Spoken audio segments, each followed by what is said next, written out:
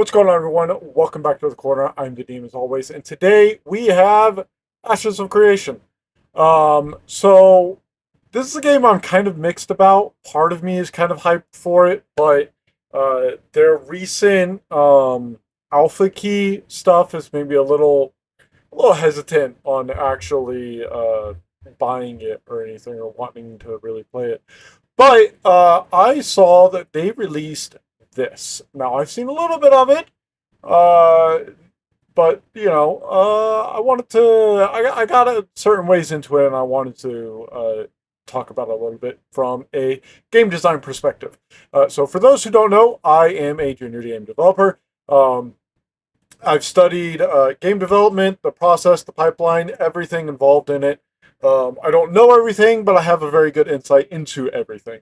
And so I wanted to kind of talk about this and point out some things that I think they do really well and some things that I think that they need to improve on. So let's go ahead and jump into it. By the way, the thumbnail they have for this is absolutely amazing. Absolute banger.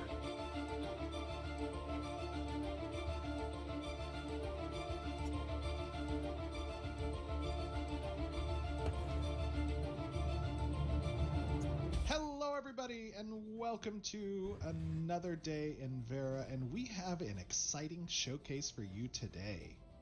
We are going to be getting, for the first time ever, a look inside the Citadel of Steel Bloom, one of our glorious points of interest in the Riverlands. Now, this is something that I'm probably going to end up repeating a few times. While this shot is very gorgeous, there is way too much bloom. The atmospheric effects and whatnot that they have going on here are just way too much. Um, if they toned this down and made, especially this right here, significantly less brighter, so that that way we could actually see what's like right here and whatnot, it would be significantly better visually, and it would be a lot more clear for the player to be able to see things. Area. And I am joined by a group of amazing designers and a wild producer.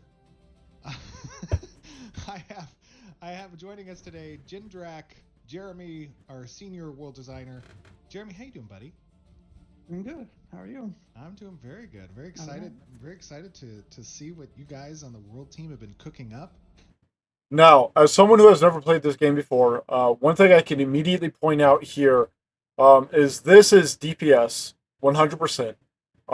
These are healers. Now, I've seen some of this, so I kind of know this, but he is playing mostly a healing based class, from what I can tell. This appears to be some kind of like maybe mage class. This is a tank. This is like maybe a bard or support class. And then this looks like maybe like a hunter or something like that. So I would say these are probably like melee DPS potentially. But yeah. I know that And obviously. by the way, that's good. You should one thing you want to do as a game designer is make sure that everything is clear, that there are no like the player should not struggle to be able to understand the interface. The interface should be entirely self-explanatory.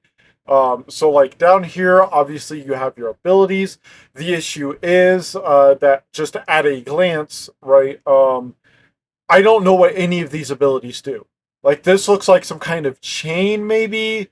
This looks like maybe it calls some stars or something like that. Normally, really not that big of an issue, but again, clarity. Players have been loving kind of seeing the different points of interest through the world. I know our testers have been, and this is quite an impressive area, the Citadel of Steel Bloom. And I know it has a lot of history to it in the world lore. Yeah, the Citadel of the Steel Bloom was the home of the Order of the Steel Bloom prior to the Exodus and Apocalypse that happened. So this was the area that, for the Steel Bloom to call home. They were a special unit formed by the Aelin Queen, who she believed in the portents and the omens beforehand. So, Lore Forge get your notes out. There's gonna be a dump here for you, Cash and Sunny and JB. Love it, love So, it. And I know Yeah, that go ahead. I know that we're going to be capping this off at the end here with a little bit of a raid boss showcase as well that Chong and Trad have been working on with Chong and Trad, more of our design team here. Chong, Trad, how you guys doing? Good. It was all Chong, by the way. Chong. Yeah, really glad to be here. And I also believe this is probably the first time I appear in the recording. Yes, welcome. Very excited to have you, and excited for everyone to see kind of the hard work that you put into this dragon. I know it's gone through a lot of iterations, and it is feeling pretty good. I'm excited to have the community give an opportunity to give you a little bit of feedback, and see what these raids are all about. Also joining us, of course, we have one of our glorious world level designers, Ben, who's going to be your tanking for us today. Ben, how you doing, buddy? That's me, doing well. Yeah, excited to see what y'all think of the Citadel Steel Bloom. We'll be seeing a piece of it here, hopefully a little bit more later. I love it. I love it. And playing Ben through was this. the level designer on this and did all of the design and layout of it. Also, this is something I just thought of. When, as a developer, when you're showcasing gameplay and whatnot, you want to make sure that everything is very clear so that the people watching it are not confused as to what's going on. I say playing through this this space is fun. That's I a- think players are going to really enjoy. That's another reason why I say like this bloom is just too much. It obscures too much of the vision, and like when the camera is tilted up towards it, all of this gets completely washed out, and you can't even see it, which is not something you want.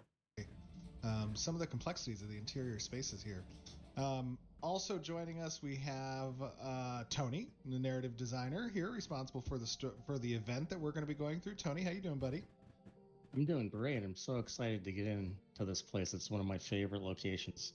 Yes, it is. Jason, one of our NPC designers, how you doing? Doing good. Now these are some crazy NPCs in here. They're kind of beefy boys. Oh yeah, they hit really hard, and it's gonna be hard to keep you alive. We have, of course, our master. I hope of the they ball. do. So this is something that personally, so from a game design perspective, difficulty is something that is very difficult to get correct. A lot of the times it depends on the actual content that you're going for, as well as the game, right? So, taking the Soul series, like the Soulsborne series, for example, the difficulty of that game isn't necessarily in the boss fights themselves. The bosses in that game do a lot of damage and they have a lot of health, especially compared to the players at first. But if you get the right build, if you pay attention, you can not only avoid all damage completely, but at a certain point, the challenge of the game just completely disappears once you get good enough. It gets to a point where you can beat the entirety of the game off of like level 1, no upgrades, no stat buffs, no actual buffs, nothing at all, with just your fists, right? Like that's how the game is designed. And so the difficulty of the game is learning how to play the game rather than the actual game itself. Because once you learn and master how to play the game, the rest of the game becomes a trivial joke, really. Conversely, you look at something like, we'll say, Dragon Ball Z Kakarot, right? In that game, the difficulty of it isn't actually kind of similar to Soulsborne. It's not actually in the fights themselves. It's in learning the actual mechanics of the fights, and learning how the bosses actually behave. And then you have games like Pokemon, for example, where the difficulty is in the type matchups rather than anything else, right? And so once you learn type matchups, the game becomes a trivial joke. So in MMOs, the thing that you want as a game designer, the difficulty of it comes in two aspects. You have the open world content that is like just kind of running around the world and whatnot. You have to make sure that the casual player can clear that content without an issue. And then if you want to have dungeons like this, for example, where those are mandatory, right? You have to be able to make sure that the casuals can still clear it, but you need to make sure that it's not a complete joke because you have multiple people all coming together to participate in the dungeon, right? So in like Final Fantasy 14, for example, you have two DPS, a healer, and a tank. So you want to make sure that the mobs do enough damage that the healers stay engaged, but you want to make sure that the mobs also have enough health. That way, the DPS can feel like they're contributing, right? And you want to make sure for the tank, right? You want to make sure that the aggro they generate is meaningful. That when they press buttons, they're able to hold that aggro and keep the mobs from going to other places, right? And there are multiple ways that you can tackle this. 14 pretty much trivializes it. World of Warcraft, I'm not entirely sure about anymore, but back in like Legion, most of those dungeons were an absolute joke, and you could pretty much solo them on any class. And so dungeons in World of Warcraft are just fucking trivial, or at least they used to be. I don't really know about now. So for this kind of game, this like sort of action-based RPG, the thing they have to keep in mind, especially with how many players they have, is the mobs need to have enough health to be able to survive a meaningful amount of time, which I would say meaningful amount of time is anywhere between about 15 to 20 seconds per pack pool, depending on how many mobs are there, right? And that way it keeps everyone engaged, but each pack doesn't feel like a slog, right? Bard, Bucky playing on the Bard. How you doing, Bucky? Yeah, Good. Bard. Ready to showcase the Bard's power in a full group environment. Yes. And of course, a gaggle of designers would be very, very dangerous if not for our glorious senior producer, Gunther. Gunther, how you doing, buddy? Hey, I'm doing good. Excited to be here. Excited to be a liability. Gunther, I love your character name, Living Skill Issue. That's a good name. It's what I am, buddy. That's a good name.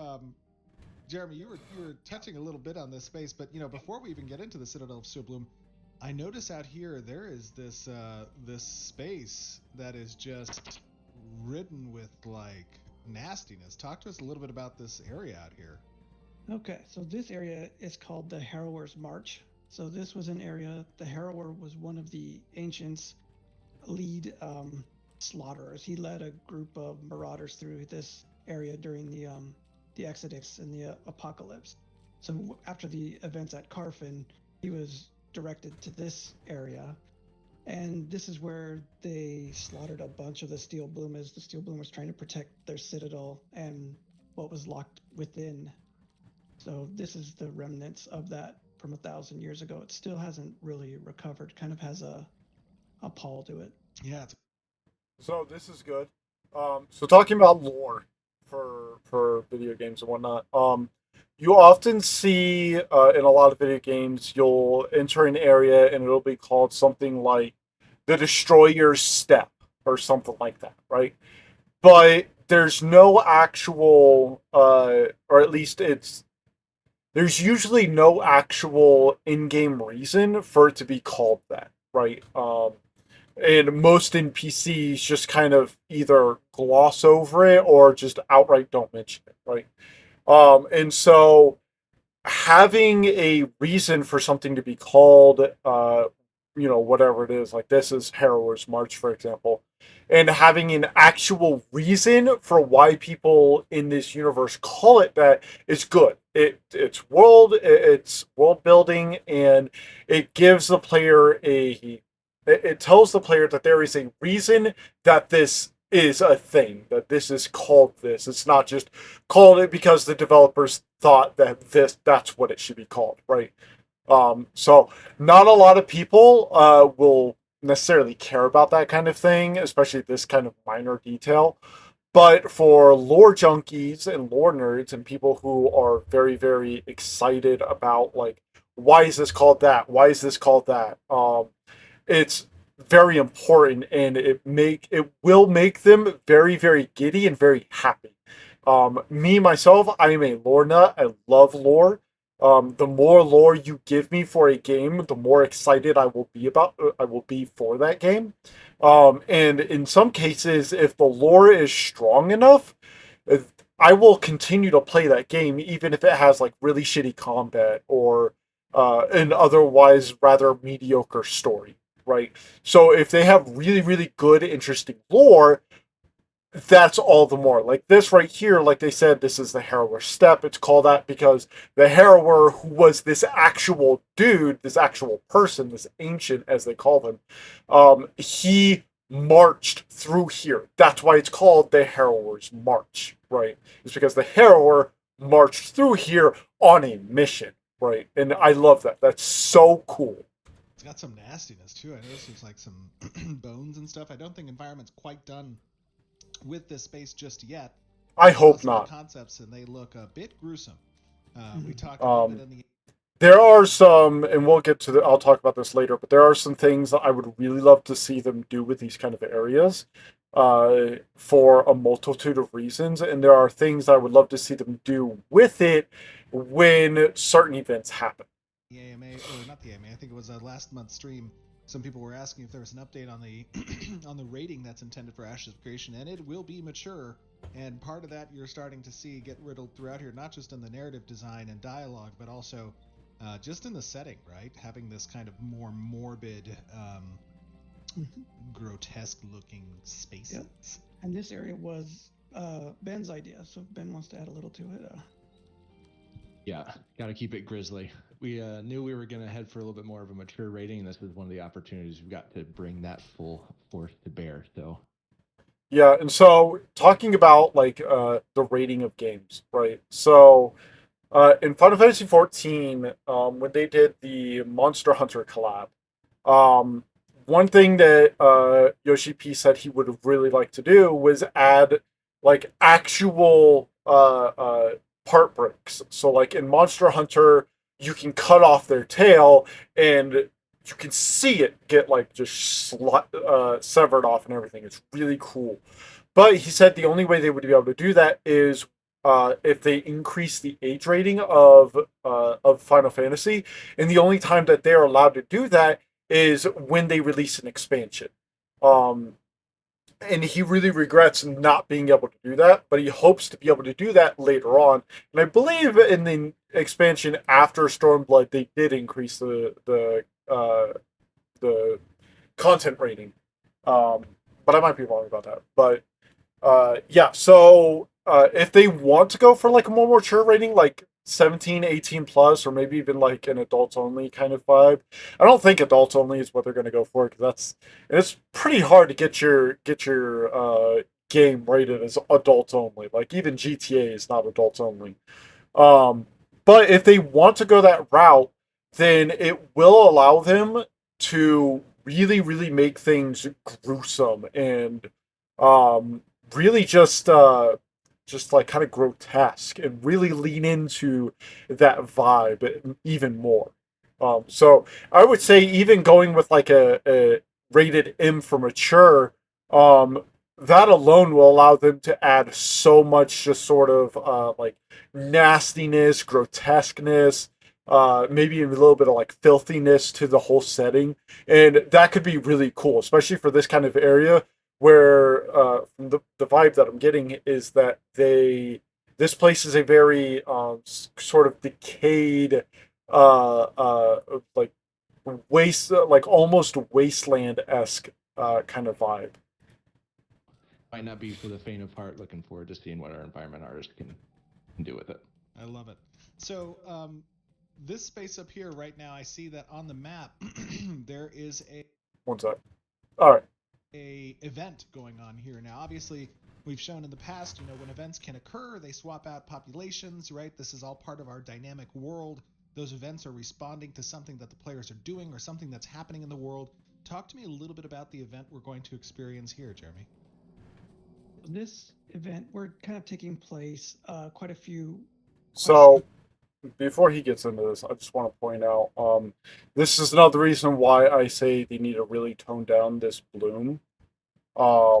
Is because like right here, right, he's not the sun itself is not even in the shot, and yet all the way back here, you can't make out anything at all.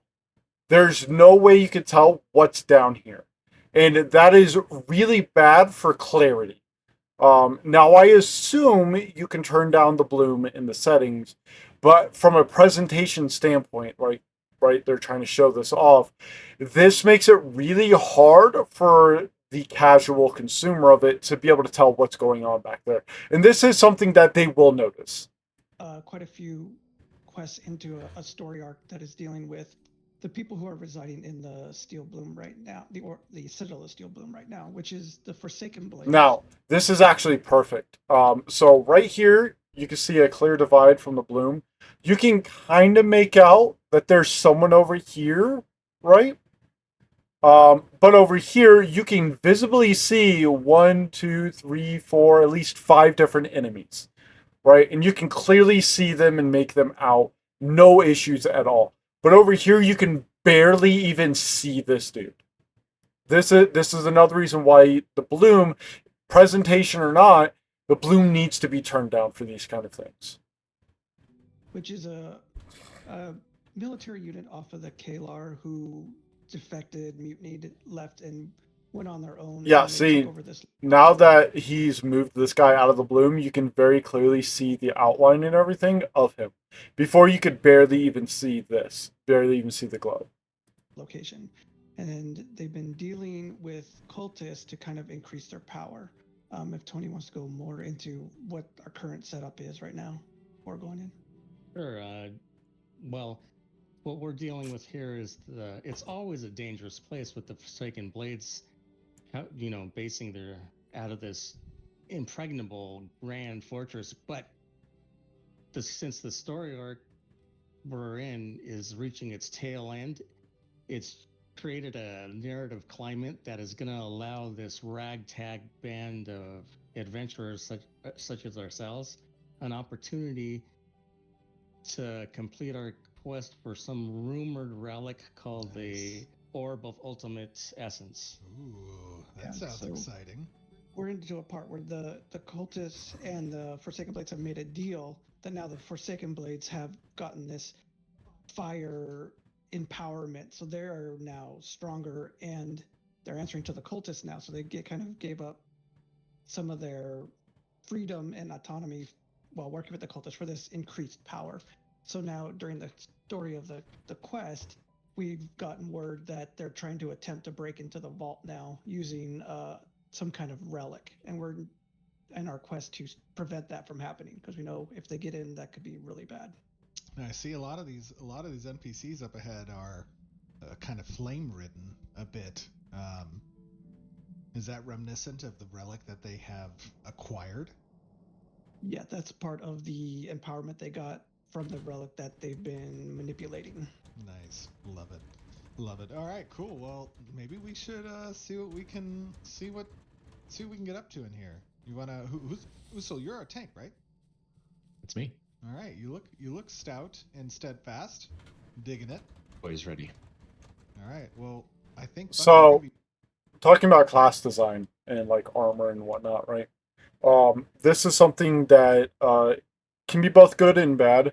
So right here, you can see what looks to be a dwarf, of course. Very heavy looking armor, obviously a tank, right? But you also have this guy, who is a healer, also wearing very heavy armor, using a weapon and a shield, just like the dwarf. So at a glance, you can't really tell who is what, right? Whereas, like, you look back here, completely different outfit over here. This guy has a different outfit, right? You could tell that they are not tanks, that they are something else. Fast?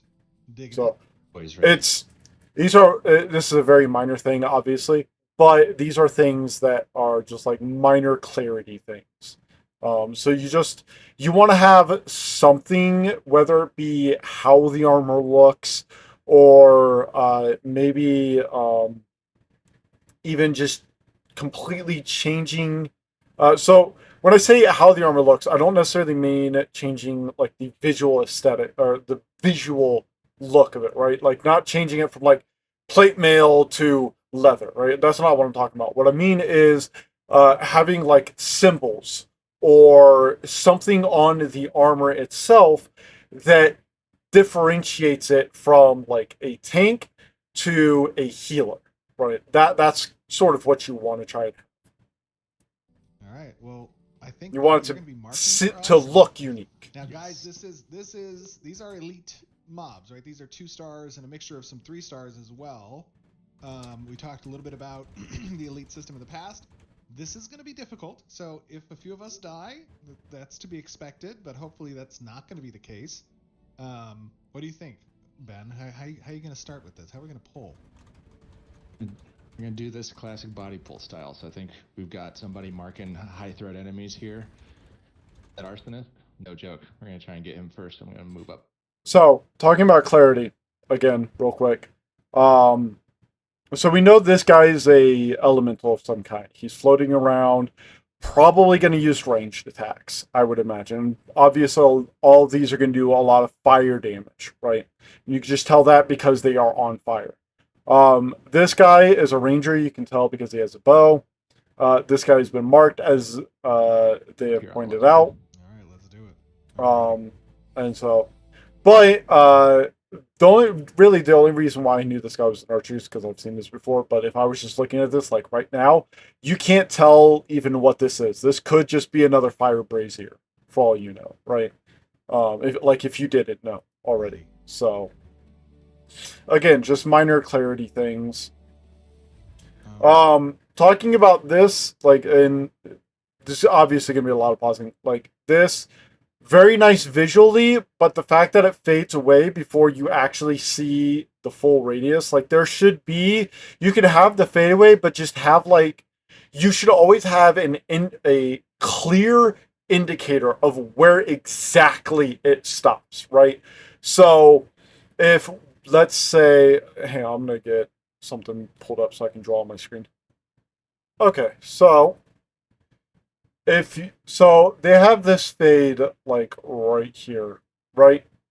What they should do, right, is that they should have just like a flat circle on the ground that sort of fades as it goes inward, right? And it should just be straight up on the ground, like right about here, or wherever it is that the actual AoE effect ends. They need to have like something on the ground that just is a very clear marker, because especially casual players are going to see this and be very confused as like whether or not they're in it, right? And conversely, let's say this was like an enemy attack, right? And so you have this fade right here, right? Well, then players are like, well, how far out does it actually go? How far away from this fade do I need to be before I'm out of the attack? World of Warcraft really has this problem because their circles on the ground fade out and don't actually show you the full range. Whereas, like Final Fantasy XIV, for example, they all have like this sort of effect, right? But they have a circle on the ground that just is a straight up circle. It's like, this is how far it is. This is where the AoE ends. If you are outside of this specific spot, you are not in the AoE, right? And they have this for both enemy attacks as well as your own skills and build, right? That's not really even a minor thing. That's actually, I would say that's like kind of a moderate thing that you really should have. No. Oh, I'm playing healer, by the way. So if you die, it's not my fault.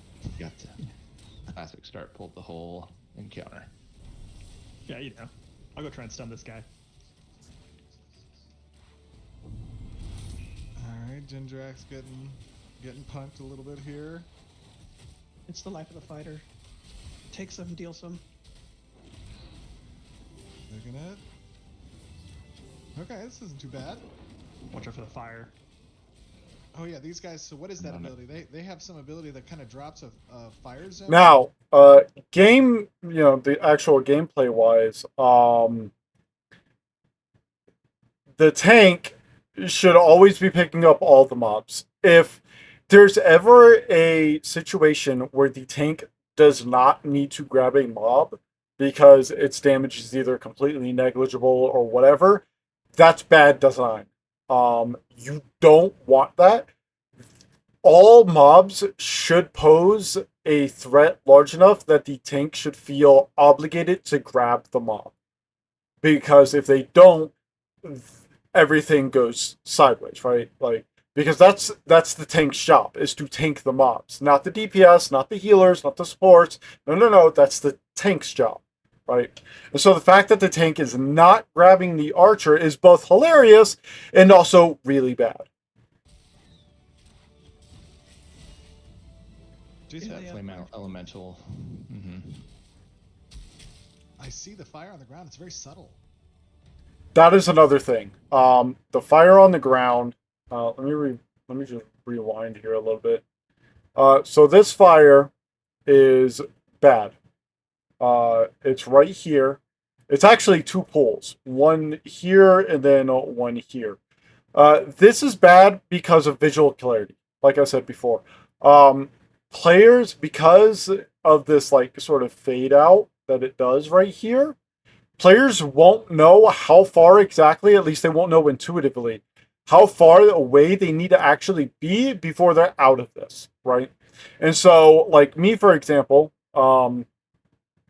looking at this, I would see this, and I would personally just go all the way around like this, right? Like, I wouldn't even come within this area or even this area. Like, I wouldn't even go around this way because it's just like, it's too big of a risk. I don't know where this ends, so I'm going to avoid it at all costs. Okay. We got a ranger in the back. Ranger in the back. Kind of snuck I'm over. failing on my duties already. Yeah, she came to the back. Help me. Hurts. Trying. And so right here, they talk. You hear them say that the ranger's in the back, right? The ranger still hasn't even been dealt with, and the tank and everyone that was up here was thinking that the fight was done when it wasn't, right? So this is another bad thing. Now I don't know if the tank just didn't see them. That's a possibility. If he didn't see them, that's another thing about visual clarity. You want to be able to make sure all players can see what is happening at all times, right? But if it's not a visual clarity and they did see them, again, that's bad presentation on the part of a video, right? Because that shows that the tank is bad. And if the tank is bad, people aren't going to want to watch your gameplay video. We're doing pretty good here. This isn't bad. Not too bad. Too bad. I love the interior of this. Oh yeah, Brandon and the whole environment team did a great job with this. Brandon was the artist. Now, I want to talk about naming conventions, right? So right here, we have a Flame-Forged Captain and a Flame-Forged Reaper. Out of the gate, what this tells you, or Raider, sorry. What this tells you is these guys are the mooks, and this guy, this captain, is the one you should be prioritizing. Now, they don't prioritize that. That means one of two things. Either one, the raiders are somehow more dangerous than the captain, or two, they, as developers, don't know priority, right? In both instances, it's bad design. Because from just a bare bones look at this, there's one captain and three raiders. A captain is always known to be more dangerous than the underlings, than like a typical raider, right? That's why you see one of them as opposed to three of them in one raider. So if the captain is not the most dangerous component, and by the way, when I say dangerous, I don't mean that they do the most damage. right? Because you can have NPCs have support abilities that say buff damage resistance, buff healing, different things like that, right? So it doesn't necessarily have to be about the outright damage that that one mob does. It's about what does that one mob do as a whole, right? And did an amazing job on all that.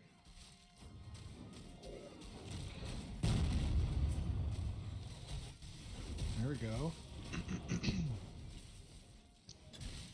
And by the way, I think this is also bad design that these two mobs did not pull when the two that were standing directly next to them were pulled. These should have pulled at the exact same time, all four of them, right? These ones in the back, I can understand why they don't get pulled. Even if they have line of sight, they're way back here from a thought perspective, right? If we're considering these all these NPCs to be like living, breathing creatures within this world, right? These ones back here, two things could happen. Either one, they get pulled at the same time, right, or shortly thereafter, because they see people assaulting the fortress, right? They see things assaulting the fortress, and so they come running to their aid, right? Or second option, they don't get pulled because they have confidence in this group up here to be able to hold off the invaders, right? But for me, since they have this like kind of dynamic system that they're going with, what I would suggest they do is have these ones back here not leash immediately, and instead leash when either one player gets like right. Let me just get the when one player gets like right here, right where those four NPCs were, or when if these mobs see at least half of this group, right? Two of this group, when they see two of them go down, when they see them go down, that's a key thing. So that way, if say you were to take them and instead drag them over here, right? Or drag them over here, right? Out of line of sight, then the mobs in the back wouldn't have line of sight, so they don't know when they're down, right? All they will know is that they got leashed, and that's it. And so they don't get pulled, right? And since you can pull them from a distance, you won't have to cross this line either, so that also won't pull them. It gives counterplay, right? Dynamic counterplay at that.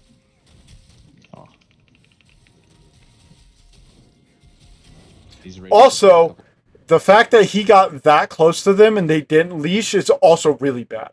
He should not be able to get that close to them and them not leash. They 1000% should leash and attack you. Moves that hit hard, so and take them in easily digestible groups. Very nice. He's got a lot of health too. There they go. They have a pretty strong alpha strike there. Yeah. You pull too many of That them, overhead's that'd be a pretty brutal. problem. Yeah. Yeah, so you hear right there, you hear them say, talking about an alpha strike, which is the move that the captain opened up with, that big old slam animation on the tank here, and you saw the tank's HP actually dip, right? In the MMO world, that's called a tank buster, because it does an enormous amount of damage, and if you are not a tank, typically speaking, you're going to die, or get very, very close to death, right? And so that is why I say, like, and that goes into what I was saying earlier about the captain being the most dangerous. And that was just for me glancing at him, because there was one of him, he's called a captain, he's standing around 3 different people called raiders. I naturally assume, because there's only one of them, that he's going to be significantly more difficult, or have significantly more challenge to him than the others. And that comes in the form of the damage output that he does. Would never. When have we ever pulled too many?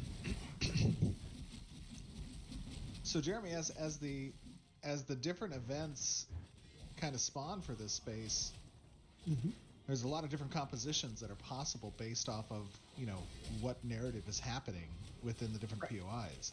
So there's a lot of dynamic systems we're using here. So with the 2 stars and the story arc is we have normal pop in here, which would be the Forsaken Blades, which are 1 star. But because of the story arc, we've been able to transform those mobs now into the 2-star flame versions. So we are in a different. using the And that's same really phase, good. But this is a different setup for this Citadel because of the story arc that's occurring right now. And that's good. That is good design because it means that the things that actually happen in game make an actual difference to the game, right? It changes what is happening in the game, it changes the content of the game. And since they want to go with this dynamic route, having not just like your quest or whatever have an impact, having literally the entire world change or have parts of the world change, that is really good. I love this view. This looks amazing. It does look amazing. Too much bloom, right? Because right now, all of this back here gets completely, Wow. well, not That's- completely this is washed like out, but it giant gets rivers kind of in washed the center of the Citadel. from it. Mhm. And you don't want And the that. You stained want glass visual is clarity. I have to call out the stained glass. I think I'm contractually obligated to do so. Oh, it looks so good. It looks Yeah, so That looks good. great. Yeah, Ben had definite inspirations for this. Nice. A lot of biomimicry in our own world, but for this, like maybe some more symmetry than we're used to seeing in a lot of these locations. Because why is the Citadel as pristine as it is? Who knows? Yeah, the Citadel is more intact than a lot of ruins. Why is that? Built to last? You know, the Steel Bloom was the Queen's special unit, so that she, knowing that things were going to get bad, she had a special unit. They were always her bodyguards, but also they did special missions for her. Things that the military weren't so aware of. So. And by the way, speaking of presentation, or speaking about from the point of view of presentation, having, because the majority of this video is from the perspective of Steven, and that's fine and all, but the issue that arises with it is by having it from just the healer's perspective, a lot of players, especially the casual players, are going to get turned off by it. They want to see what is actually happening in melee. They want to see what the damage dealers are doing. And so having more perspective from the DPS or even the tank would be a lot more valuable for people's insight into what is actually happening in combat than having the healer standing back doing absolutely nothing, right?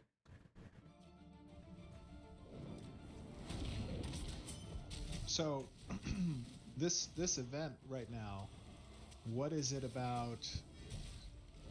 What is it that we're trying to kind of accomplish here in this first stage? And obviously, these events occur in stages, as we talked about in the past. But for this particular stage, it looks like it says we're trying to fight our way into the Rosefall Plaza. So the Rosefall Plaza is before us. In the mission, we've learned leading up to this that this ritual is going to occur, but the only way to stop it is to summon the Lady of the Rose, who was the commander, the last commander of the Order of the Steel Bloom. So we have done things to make it possible that we can summon her spirit to then prevent this ritual from occurring. By the way, something else, New World has this and Guild Wars 2 has this, where large enemies like this guy have stagger bars, where in Guild Wars, I don't know how it works in New World, but in Guild Wars 2, the way it works is when the stagger bar can be lowered, the way you do that is by just dumping a bunch of like crowd control effects on it, basically. And the stronger the crowd control effect, the longer it lasts, the more damage it does to the stagger bar. And it can't be CC'd or anything in between that.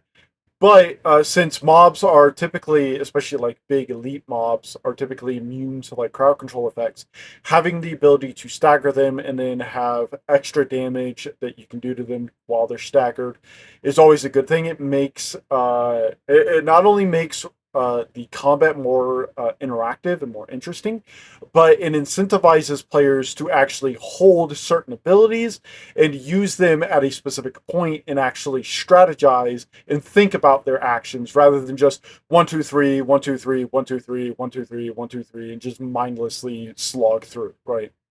And by the way, the pacing of these combat encounters so far has been really, really good. Granted, they've been taking it slow, they've been methodical about it, that it's good. From what I can see, the mobs actually pose something of a threat. They might not be like raid level threats or anything like that, but that's fine. This starting portion just appears to be like a regular kind of dungeon-esque level difficulty, and so that's fine. But the fact that they are actually like somewhat of a threat, that's good design. Her spirit to then prevent this ritual from occurring. So we've got to get to her spot where she died in the Exodus and then revive her or recall her spirit to help us. Okay. Now, something that's not good about this is that they have two healers, and Steven is able to just wander off and just kind of stare at things, just kind of like look around, and he doesn't actually have to do any amount of healing. This is bad. That means that the mob does not actually pose any amount of real threat. I think I might have found that spot. Yep. There's like some weird ethereal goo coming out of the ground here. So the Lady of the Rose is the official title of the leader of the Steel Bloom. That's cool. How was the Order of the Rose established? What was their charter? The First Lady of the Rose was a warrior, a strong warrior, and the Queen picked her to form an order for her to act as her bodyguards, but also to do these special missions that she believed of the omens that were coming when other people might have like put him off or didn't believe him or doubted him. So the order had been around for 20, 30 years before the Exodus. Oh my god. So, The event's starting. Oh my god. I think I activated the event. Oh, they didn't pull though. so we're My bad. we like started the the thralls are summoning, summoning. and the thralls are responding to us trying to summon her. The spicy pull. Here we go. I did not know that was going to to pull a bunch of mobs. My bad. Hey, we're handling it well though. Yes. Give this one to the god tier healing. Very nice. Look at this. We gotta keep these guys from not summoning her. We gotta prevent their attack. Oh, so they're trying to Watch. summon her. They're trying to prevent her from coming. Us summoning her has kind of riled them up, and they're being attracted to the summon to prevent it. Oh, Ranger, and Arsonist in the back.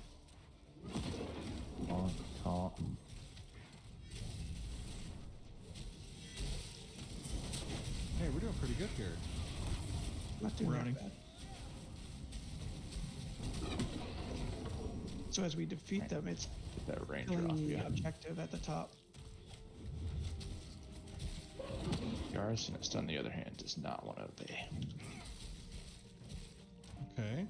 Oh, we've got some more. Where are these guys coming from? They're gonna keep coming until she comes, or they should shut it down. So this is kind of like a wave event. Mm-hmm. Ooh, so you're taking. Oh, some Arthas on damage, the right. buddy.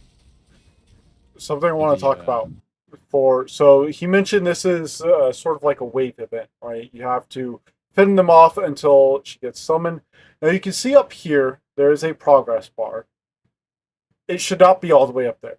You would want this either like right down here or like kind of up here, somewhere more central to where the eyes are of the player, so that way they know what is happening, right? Because otherwise, if you just go into this without knowing that bar is there, you're going to get into this. They're going to just keep spawning. You're going to start wondering, like, what the fuck is going on? Why, am I doing something wrong? What's going on? What's happening? And so you're going to be very confused until you realize that it's a wave, right? And so this isn't really like a massive deal, especially once you realize the bar is there and once you realize that it's like sort of a wave type event. But up until you make that realization, it's going to feel like a slog. it's going to. That's pretty much what all wave defenses feel like if you don't know why you're there or how long it's going to last, right? Arsonists do a lot of AoE flame damage that is definitely hooking me a little bit. Okay, I got heals for you. Mana seems to be going okay. Jindrak's taking some damage. Gotta get out of the fire. That Arsonist over here.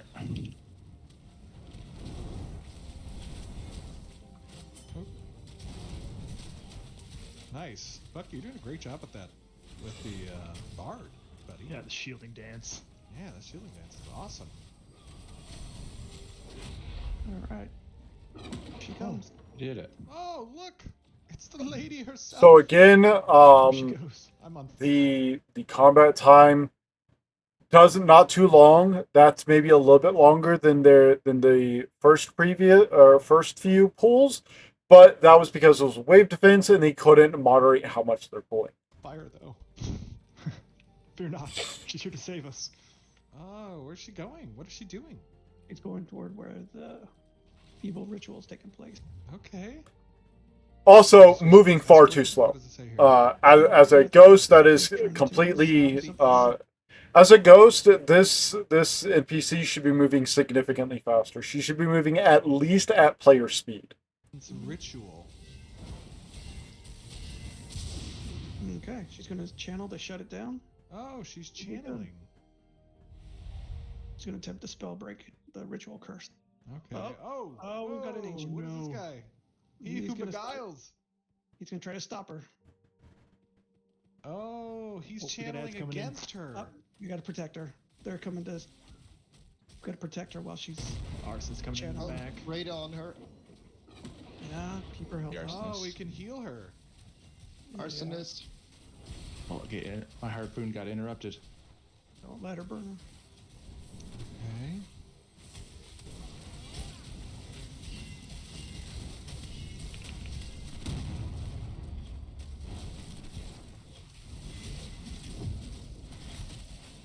Sorry, I'm loop goblining right now. Party seems to be going okay. Never changes.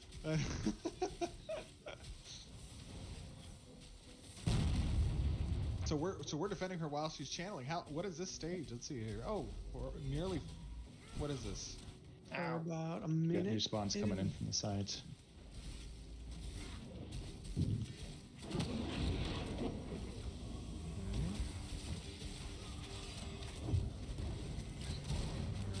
Alright. Arsonist coming from the left. Get him away from her. Oh, that was a sick combo. Another one in front. Oh, and another one. Three arsonists there. And when arson is heavy. Here comes the fire damage. So one thing I'll say about this is Hot foot. it definitely feels like Keeping the kind of over it. I'll pause it for it. This combat encounter feels too long.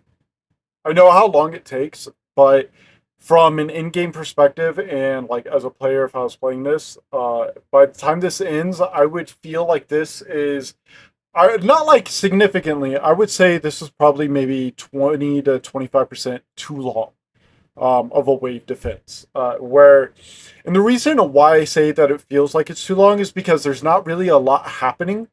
There's a lot of mobs that come, and you can see even some 3 stars. But the amount of actual attention that you have to pay or that you have to do doesn't seem to be so great that everyone needs to pay attention. As you can see, Steven here is just kind of walking around a lot. He's not actually In the corner there. really doing a lot of healing. He is healing. He is doing more than he was previously in the previous encounters. But when it compared to like what it should feel like, everyone should feel like they have to be engaged. It shouldn't necessarily require everyone to be engaged, but it should feel like everyone needs to be engaged.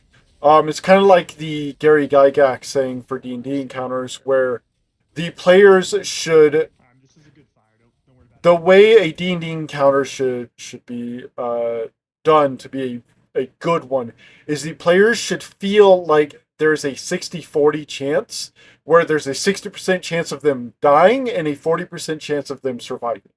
Right? That's how it should feel. It shouldn't be that way, but that's how they should feel during it. And that's how, me personally as a game designer, that is how I approach difficulties. Is the players should feel like they have a 60% chance of losing any one encounter, no matter what. And so with this, when I look at this does not feel like there's a 60-40 chance of us failing. It feels more like we have a 40% chance of failing and a 60% chance of succeeding. So I'm more confident that we are going to succeed than we are not going to. And as a result, like Steven here, I would be more sitting back and just kind of taking it all in and watching and letting the other healer do the work because I'm not actually needed, or I don't feel like I'm needed. That's not a good fire, Dove. Bard fire confuses Ice me. fire. Trolley Bard. Doing pretty good halfway. She's got a little damage on her. Oh, Oh, elemental heal from her the up, right. elemental. heal her up. Good morning. Good job. Good job, Tank.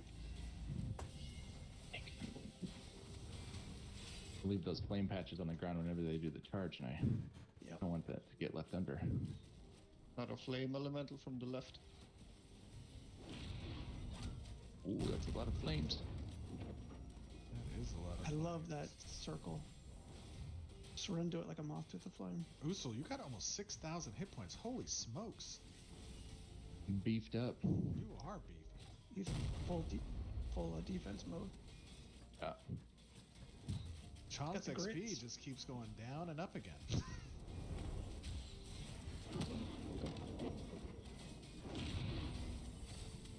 I have an elemental on me. I got you. Oh, I crap. got you. Thank you. What happened? No, we're good. Oh, I see you there. I got you too. I got you. You're good. Okay. They're still locked in their channel Yep. combat. Oh. Are they still channeling? The ancient and the lady are. It's almost Usul, over. Usul, So- I got you. This right here, this is around the time that the encounter should be over. As you can see, there's still about another 20 to 25% left of the bar, and it's still going. I mean, this encounter has been going on for almost 4 minutes There's a lot of now. Fire on the ground. You need to just kind of stay out of these fires. Burning. I'm healing her. Magical Heal fire. her. It's burning the ghost.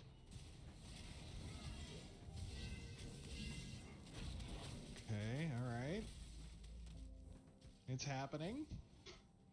So this encounter in total is about Keep her healed. 5 to 6 minutes long, which for a encounter that is not a boss battle, She's getting- Flame she's patches. getting- that's a little too long.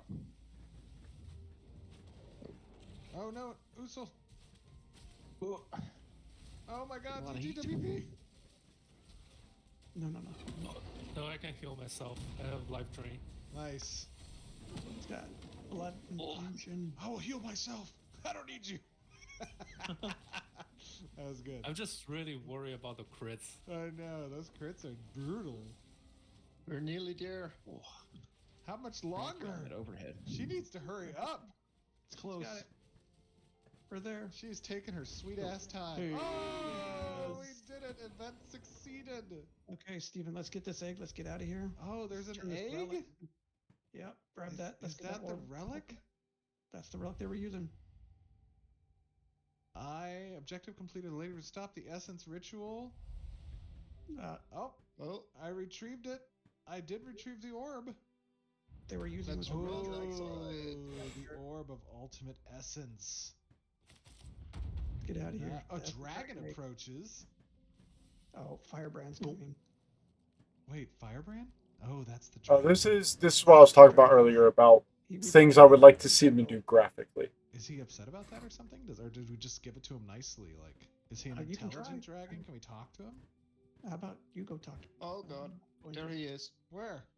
And these are all good. Those are all good questions, by the way. Like, what kind of dragon is this? Is it a smart dragon? Is it a feral dragon? Can it be talked with, reasoned with? You know, And so how they present the dragon is going to be very important. See him. Oh. Oh. For that.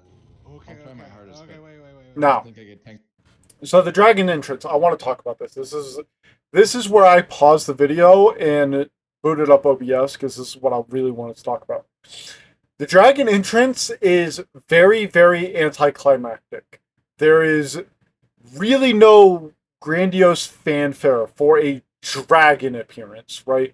He lands, there's some dust that gets kicked, or some dirt that gets kicked up, and like, that's about it, right? Like, that's not very grand. That's not very befitting of a dragon, right? And so something that they should do with this, and they talk about how this area is not finished yet, so that's all well and good.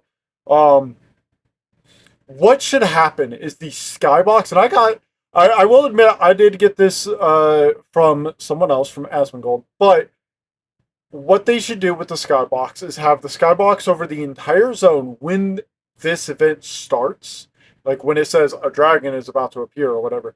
The entire zone's skybox should like should change, or maybe not the entire zone, but the area over this part of the zone, the skybox should change and become like more red.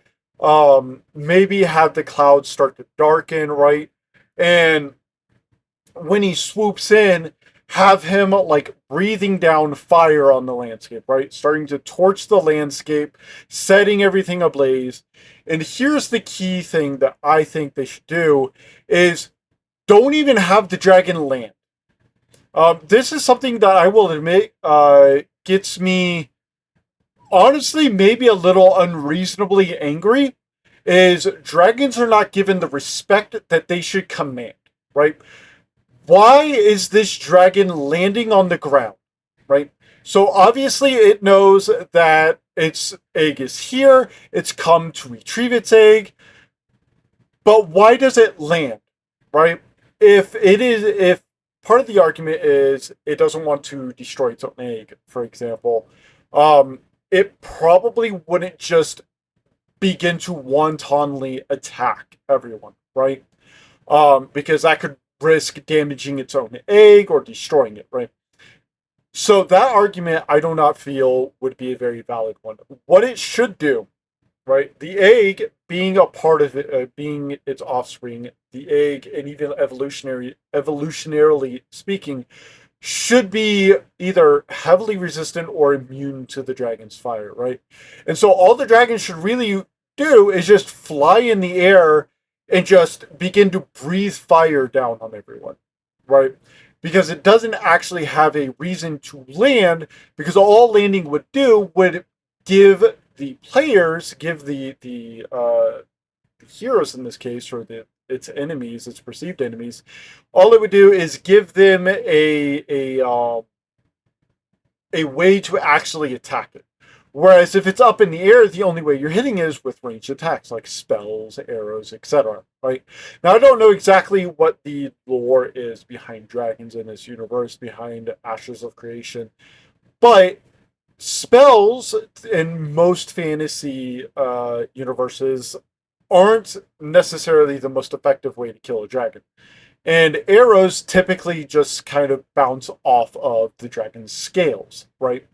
And so, personally, I think there should be ways to, because the dragon's going to be staying up in the air, there should be ways to either heavily injure the dragon's wings such that it's forced to land, or you have people bring things like ballista that have thick, heavy chains or ropes that maybe you use these columns, right? And you attach the chains to the columns and then you fire those at the dragon, piercing into it and forcing it down to the ground, right?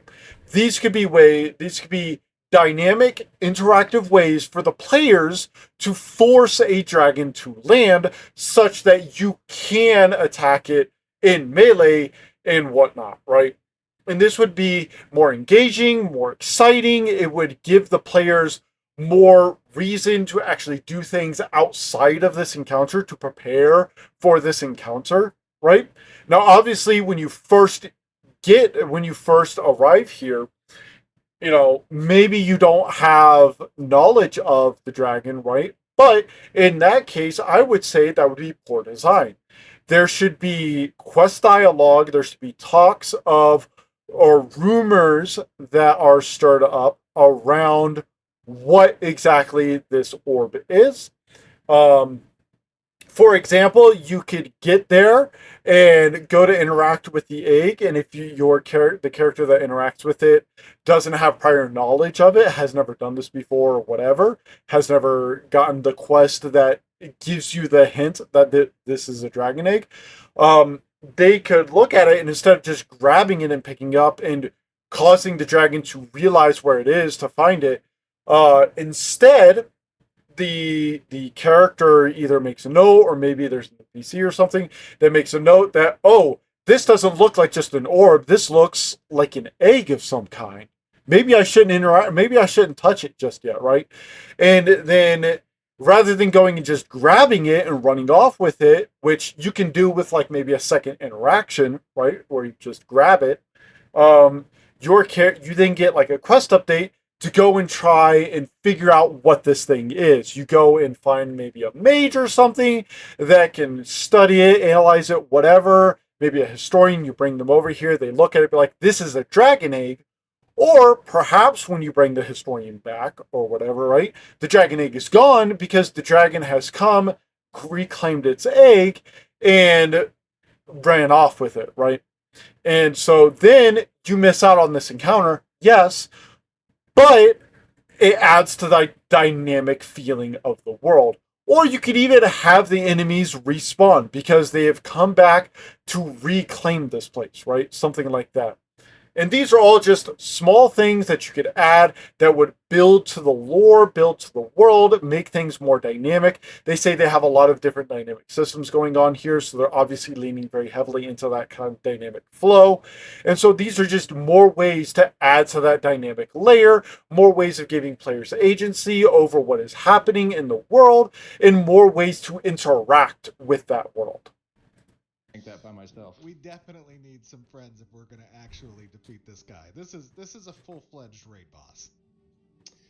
Well, Steven, I'd say this is your lucky day. My God, Shred!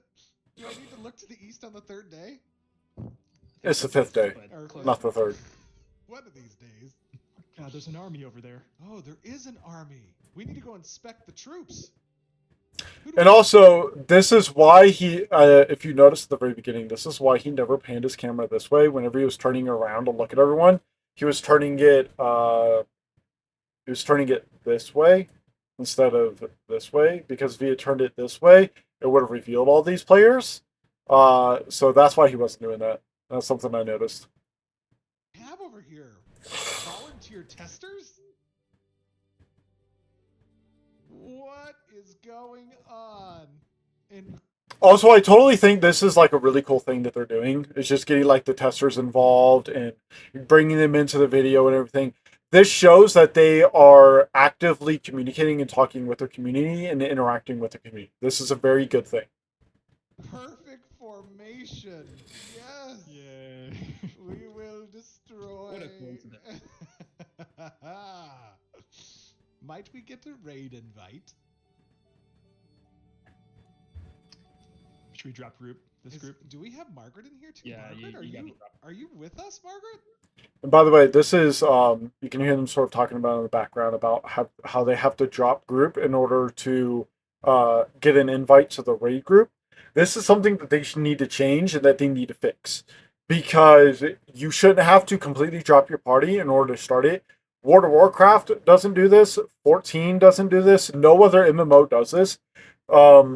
If you want to start a raid group like this out in the open world or whatever, you could just have a regular party and then just keep inviting people, and it automatically upgrades it into a raid group.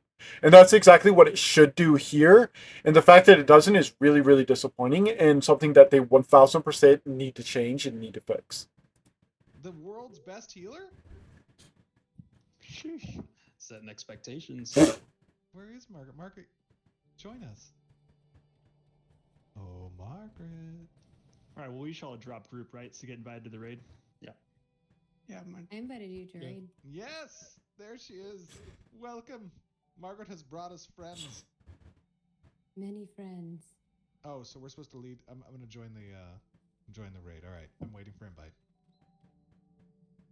Standing by. And I don't know if there is or not, but there should definitely be for like both party and raid groups, for the leader to be able to just disband the entire thing and just basically, disband it. This is just a standard feature that has been in every MMO ever, including EverQuest. Boss, you guys formed such an epic formation here. Yeah. Raid frames are great. They're totally fine. They're not great. They're fine. Very simple, very clean, out of the way. Right, look at that. Although I will say, Okay, so we have- and I don't know if you can or not, but you should definitely be able to sort these. And I'm actually seeing now that it's group 1, 2, 3, 4, 5. I hope you're able to sort these to where it's like tank, healer, DPS, or DPS, healer, tank, DPS, tank, healer, things like that. I just think that would be good. 14 does this. It's absolutely fantastic. It makes it so that you can set it up for if you're a mid or if you're a healer, you can have healer, tank, blah blah blah blah blah blah blah. They should definitely do that. Raid of 40 people for this guy. I see living skill issue. Yeah, I'm about to invite. Yeah. Also, another thing about aggro ranges. When the dragon drops down, and some people might disagree with this, some people might think that you should buff and be able to buff and prepare and everything. I think for a game like this, when the dragon swoops down, there should be no like time for you to prepare. It should just immediately start attacking you. Right? It shouldn't just wait. I realize this is a game and all that, but I feel like for this type of game that's very dynamic, very action oriented, the dragon should not wait for you to come and engage it. No, it's here for its egg. It wants its egg back. You have it. It's going to take it back whether you are prepared or not, right?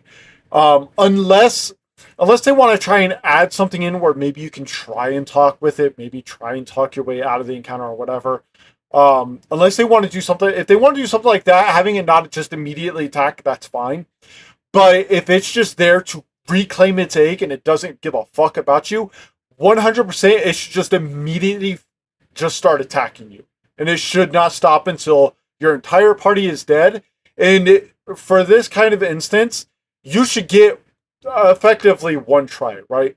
Like if everyone dies, if it's a wipe, the egg should just be reclaimed by the dragon and the dragon escapes. And you get nothing. Maybe it's a little harsh, but given this looks like it's kind of in an open world type area, there's not like a dungeon instance or a raid instance or anything like that. That's just how it should work. Nice, very nice. You have one more person? Do we have one more? Yeah, my client Claire. Oh, we're waiting. Okay, we'll wait for you to come back. Okay, Yeah. so Chong, Trat, talk to us a little bit about this big boy because Also, the we've dragon seen looks dragons amazing. in the past, but I think you guys have done a little bit of work in kind of authoring the intent at a high level for these types of world bosses. Talk to us a little bit about that. Yeah. So players definitely going to fight this boss as the like end game boss for A2. Nice. The dragon is gonna drop some best gears in the game, so like they're way more powerful than the gears we are having right now. So that's pretty exciting. Oh. to get. Something I didn't talk about, I know I'm interrupting this guy. So when the dragon does land, if they want to keep it this way, where the dragon lands and all that, it should be significantly more impactful when he does. It shouldn't just kick up some dust. Honestly, I think when he lands, wherever he lands, there should be like a small little crater where he lands, because he's a big boy. He's gonna land with some weight, right? And I think there should be some like screen shake, right? And maybe even have the player character themselves kind of like stumble, right? And kind of get thrown off balance by the shockwaves that come out from this absolutely enormous, chunky boy landing and slamming against the ground. Get down. So about the boss mechanics. Oh yeah, go ahead. No, I was just gonna say, so the gear obviously is gonna be an important part of the A2 testing. And raid bosses are one of the ways that you can get those best in slot gears, obviously, in addition to crafting, because as we all know, crafters make the best shit. But you can find some of the materials to make that stuff from these bosses as well. I agree with this, by the way. This design choice of having crafted gear be like the best in slot, the best gear that can be made or that can be had. I do agree that like exceedingly good, like high end, almost top tier gear should drop from raid bosses and whatnot. You should absolutely be rewarded with powerful gear, powerful items, powerful materials, and everything from raid bosses. That's 100% something that should happen. However, personally, I've always been of the mindset that the gear that is crafted should always be the best gear, right? Because if crafting does not give you the best gear, then crafting is pointless. Because in all other circumstances, the gear that you get from just fighting raid bosses will just outclass it in every way. So there's no reason to bother with crafting. It's just a waste of time. It's a waste of resources. It's a waste of in-game money. It's pointless, right? So why bother crafting? Why bother spending 4 hours crafting when I can just go and spend 4 hours farming the same boss, get better gear, and get more of that better gear, right? And so I 100% agree that crafted gear should just be hands down the best gear in the game. Yeah, about boss mechanics, I won't spoil specific details because players definitely gonna try to fight it and learn it in A2. But I would say there are two major goals. The first goal is that the dragon would have something that players are expected, but something that players don't expect at all. Because like this is a dragon, so this is something we really familiar with. But so it has to have something that you typically see a dragon should do, like some tail swipe, some claw attack, some breath attacks, etc. But on the other hand, from mechanic wise, we can definitely make a good fight with only these kind of concepts, but it will always be kind of a little bit disappointing and feel too generic if all the dragon is doing is within your expectation. So the dragon definitely have some more special mechanics that you don't typically see in other dragon fight, and players need to just learn and do counterplay to them. Love it. Which is good. These are all really good design choices. And he's absolutely right that if a dragon just does like claw, tail swipe, maybe a bit of a wing buffet, and some like fire attack or whatever, it's very generic, very bland, very boring. Players aren't going to be engaged with the fight, and players are going to see this fight and think this is just the worst raid boss in the history of existence. And it would be. They'd be completely correct in that. So I am excited to see what kind of mechanics they have. Like I mentioned, I feel like there should be more mechanics with it. Starting flying around, burning the players and whatnot. Essentially kind of being like a heal check, right? Where as the players are setting up, getting their ballista ready, getting all that ready, the healers have to keep the players alive and keep and whatnot, and maybe even the tanks use their AoE taunts to try and lure the dragon away a little bit, so that way he's not just burning the ballista as they're being set up, right? So that's one mechanic that I would suggest that they do. Another mechanic for like the archers, for example, you can have them create arrows that are specifically designed to wound or injure dragons, right? So you can have an arrow, like a dragon's bane arrow, that has a poison that once it's applied causes the dragon to become, I don't know, like more exhausted, right? As he takes more damage. This is where that posture bar, for example, the posture bar would be a great addition right here. I don't know if they have it on this boss. I hope they do, and if they don't, I hope they add it.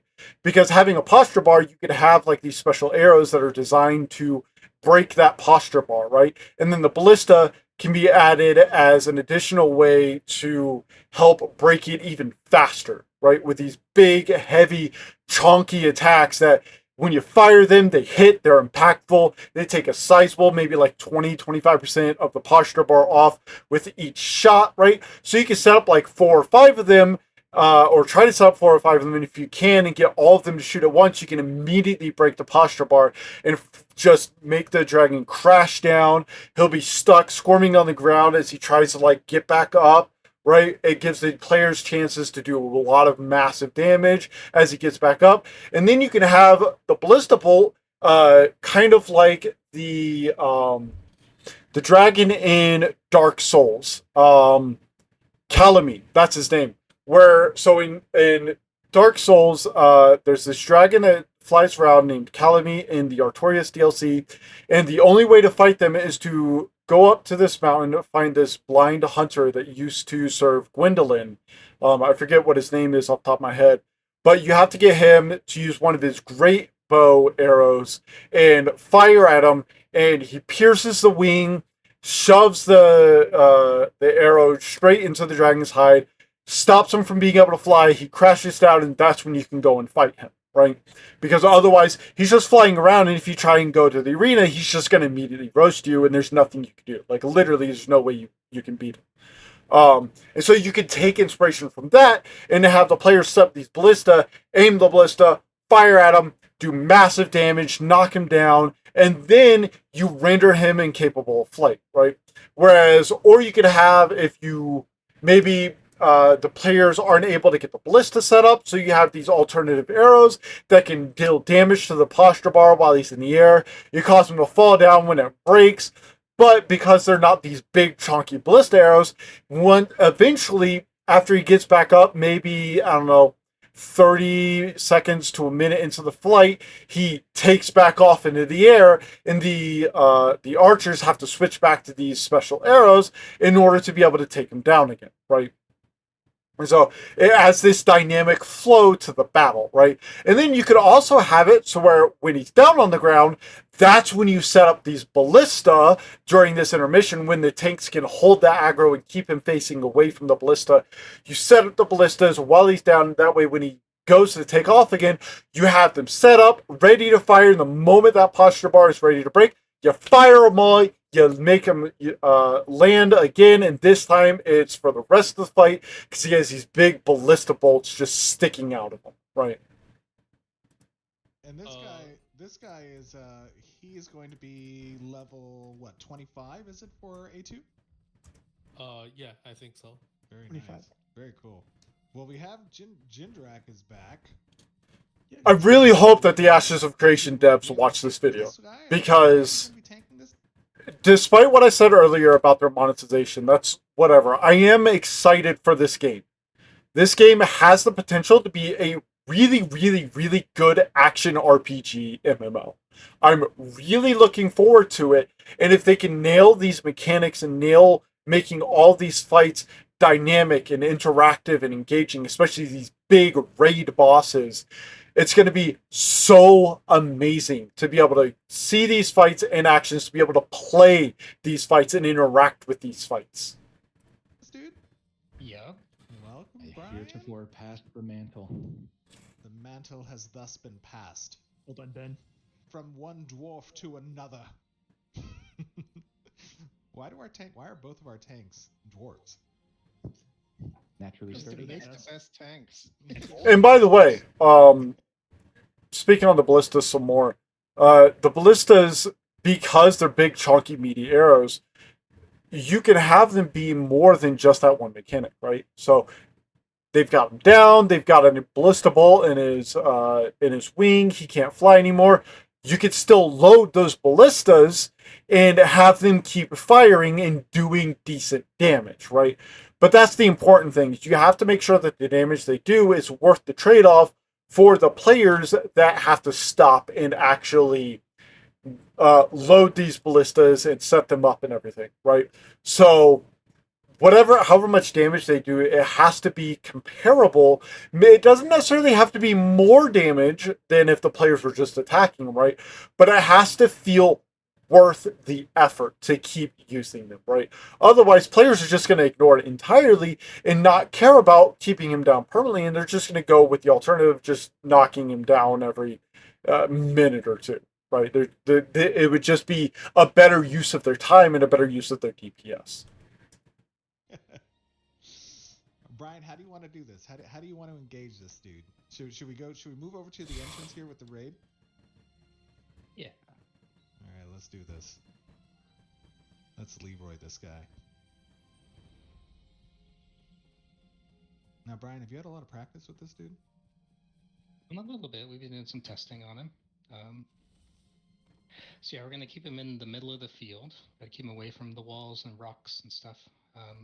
He's gonna be placing down. I don't want to spoil stuff, actually. Oh yeah, that's a good call. That's a good call.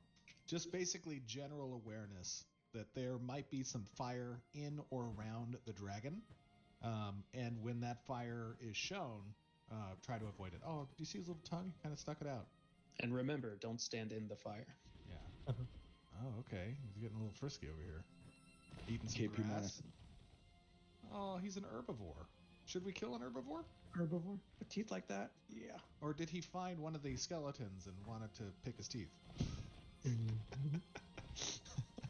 Now, Firebrand is a young adult red who's looking to make a name for himself among the dragons. So we got to be careful on this guy. Now so young adult red. That's a good point, because dragons in Ashes of Creation, there are different types and there are different age groups. And this is one of the ways in Alpha 2 that you can spawn this dude. There are other ways that he can be spawned as well. And so it's all about the dynamic world and how things play out from player actions. Brian, by all means, sir, whenever you wish, you may engage. All right, here we go. Let's do this. Now, something I'm looking forward to. I'm going to pause here. I hope that everything this dragon does keeps everyone engaged and interacting with the fight. I'm not going to lie, if I see healers or DPS that do not look like they're paying attention, or if the fight doesn't look like everyone needs to be paying attention, it's going to be a bad fight. I'm just saying that right now. That is going to be how I see the fight. It's going to be a bad fight. And it's going to be a bad fight from both a design perspective and from an interactivity perspective. Let's do this.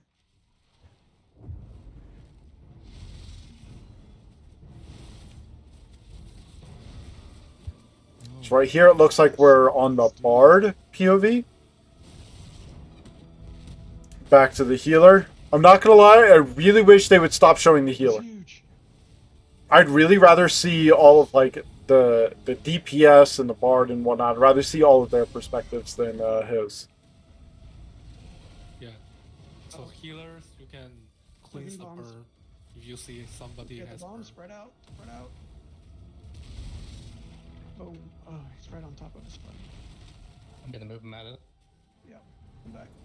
So right here, like I was talking about before with clarity and whatnot, this is a fight where the fire has very good clarity.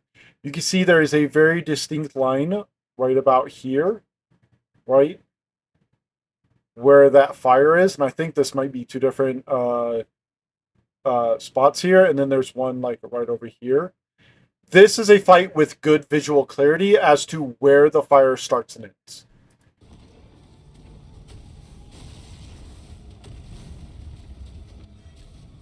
We're also on a melee perspective. This is good. This lets us see more of what's actually happening up close. And so right there, I'm going to rewind a little bit. So right here, you can see, again, talking about that visual clarity, you can see very clearly where this ends, right? And where it begins. This is a good indication. This is good design. This is exactly what I would want to see in a game like this, in an action MMO like this. These are good design choices. Oh my gosh. And it does look like everyone's taking a lot of damage. back. That breath attack is again. awesome. Oh my god.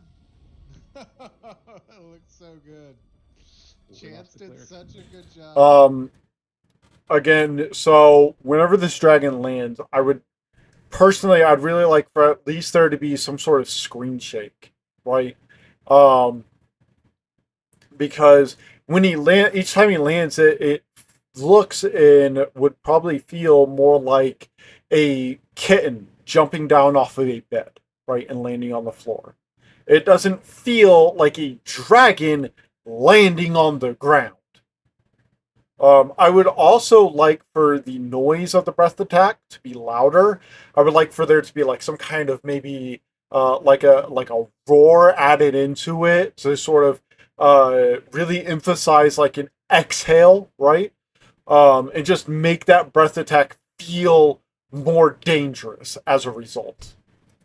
Oh, let me raise him up. Let me raise you up. I'm bringing you up, Pocket. I got you.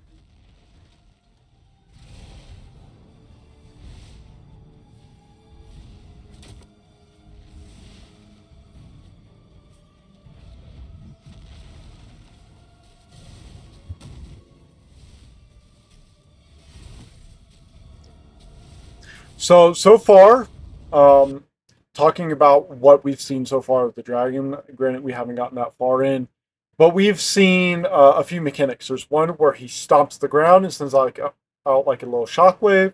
There's one where he leaves some pools of fire, and then there's one where he goes up in the air, goes in a straight line, and brings some fire down. These are all very generic, basic things that dragon fights have. I've not seen anything that makes this dragon fight stand out from any other dragon fight. Oh man. No wall. Let's get the walls down. Oh, Okay, so we have this roar that he did. I assume that this roar made, you can barely see it because of all the bloom. There's like some walls like right here that seem to have cropped up, but the walls don't seem to have done anything because no players are like trapped inside of it or anything like that. So not really sure what the point of the walls are.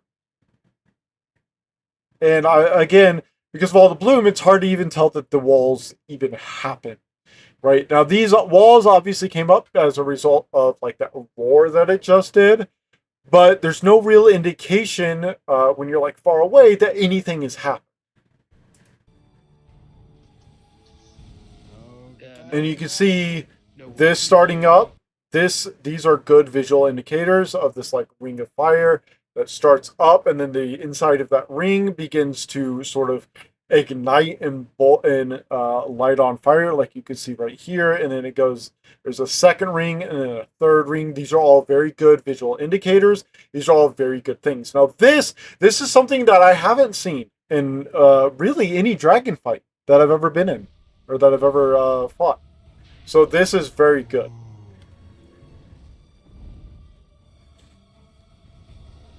He did a little bit of a backstep and then a breath of fire. That's really cool. so for his breath attack, it's gonna try to target a group of player, so everybody should be patient about that. I didn't actually hear what he said there. Hang on. Try to target a group of player, so. Okay, so it sounded like he said he tries to target like a group of players with his fire attack. That's smart. I like that. I like that design. Having the boss. So one thing that a lot of standard MMOs do is the way like that attack right there where he jumps back and then does the fire. One thing that they do there is they will just have the dragon jump back X feet or X unit measurement units, whatever they use, and then just immediately use it in front of him, right? It won't actually try to target specific players or anything, or it will target the center of the attack on the tank, whoever has the highest aggro. This, however, using that dynamic system that they've been talking about, it will instead target the largest group of players. So for a strategy, from a strategy perspective, what you would probably want to do is have all of your players grouped up so you know exactly where it's going to go, and then all of your players run a specific direction to avoid the fire. These are all very good designs. These are very, very well made, and they clearly put a lot of time and effort into this, and this is definitely something worthy of applause. Everybody should be patient about that. I got you, Taylor.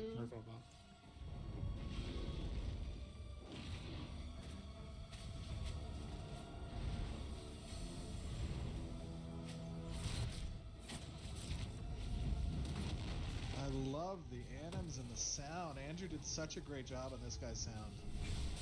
Meadow did the Andrew was working very hard on it. That is something else I want to compliment. Like they said, the animations and the sound. I haven't really been able to see a lot of the animations just because we've been seeing them from like a side or back view a lot of the time. And with his wings being so massive, you really don't see what his body and legs are doing. But from the animations I have seen, they're really good, really well made. And the sounds, like when he slams on the ground, as that satisfying, like, boom, satisfying, like, almost like thunderous boom, right? Very good sound design. Overall, the sound of the sounds that the dragon makes are very, very, like, kind of guttural, very, like, kind of deep and bassy, which is something you would expect from a creature of this size. So the animations and the sounds for the dragon, very good. Some of the animations for like players and whatnot are, I would say, more on the weaker side. They don't have that like satisfying, like kind of I don't even really know how to describe it, but they do not look visually satisfying. Easily. And Meadow did a great job on the anims. She is a very talented animator. It looks so good. And Clark on the VFX. Yes. Really great job. It's the full package. Takes a team to make a dragon. Takes a team to kill it too. Yeah. Get that tail swipe.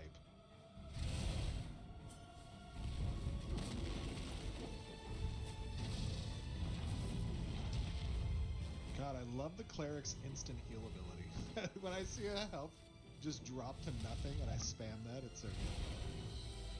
We have 3 down.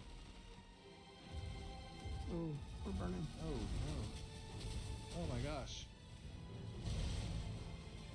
We have 3 down. Bergen, I'm on my way, buddy. I'm on my way, Bergen. So I want to pause here because this is something I said I would be disappointed if it wasn't. Everyone looks like they have to be engaged. This fight does not look like a fight where the healers or the tanks can just go AFK and just kind of right. It looks like everyone is engaged with the fight. Everyone is doing something. You see healer GM Steven here constantly running around looking for people that he needs to heal, running into range. When he sees someone down, he rushes over, tries to revive them as quickly as possible. All very, very good. It means that this boss fight is engaging, it is impactful, and that everyone needs to actually be engaged with the fight. Because if you're not, you're going to have people that die, and you're going to probably fail to kill the dragon. I don't know where you are. Breath. Oh. Whoa. Mana stance. Something else I would like to say is, because they have all these water pools and whatnot, something I would like to see, and I don't know how difficult it would be for them with their dynamic systems or whatever, but something I would like to see is, so like over here you can see this puddle of fire, right, is like halfway inside of the water. It would be really cool to see this fire not be there at all, and only this part of the fire to actually be there.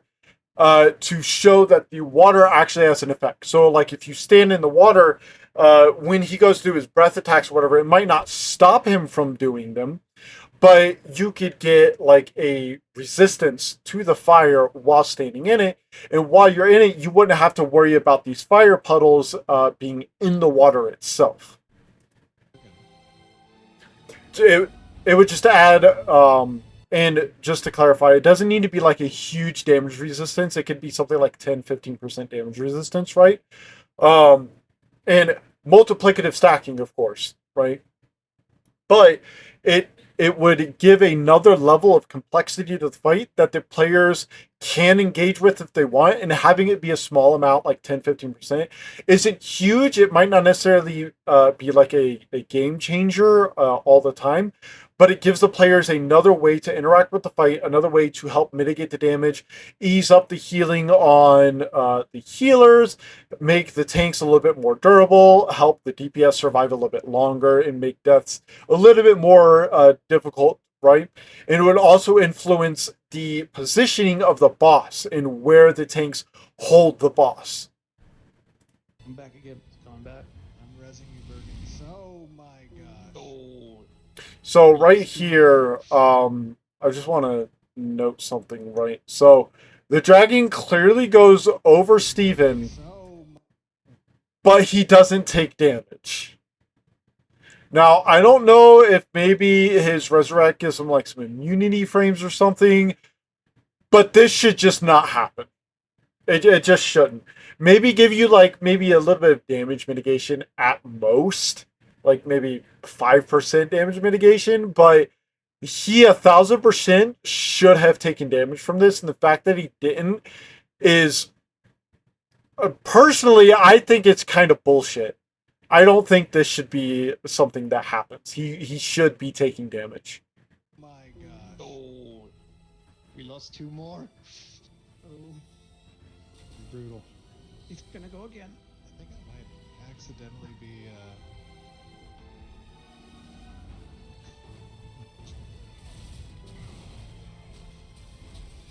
we go. I got you, buddy. Daedalus, I'm trying to find you. Okay, you're up. Unknown, I got you, buddy. Got some heals on you. Also, the music for this encounter is amazing. Fantastic. I love this music. How we doing on Oh, this back guy? up. Back up. Careful the rings. Didn't make it in time. You gotta time it. Also, with that with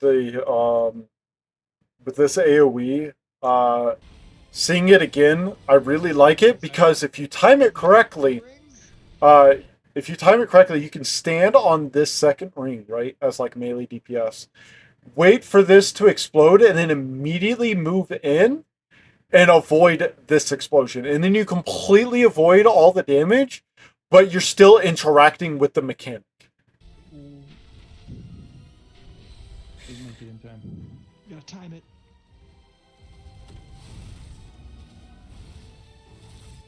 I'm just nearing. I also hope that like the claw slash is a cleave. I hope that entire animation has an active hitbox, and if you are caught within it, it deals damage to you. I think that's 100% something that should happen. It makes it so that DPS don't necessarily want to stand immediately to his side or in front of him. They maybe want to stand a little bit further back. But that presents its own problems because of the tail swipe, like we're about to see right here, that is going to come through, sweep, and should also have a active hitbox the entire way through.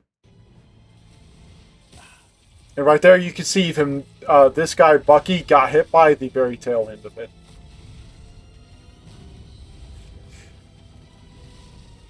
Some of you guys will notice that I may not be taking damage. That's just so that I can keep giving you good recordings.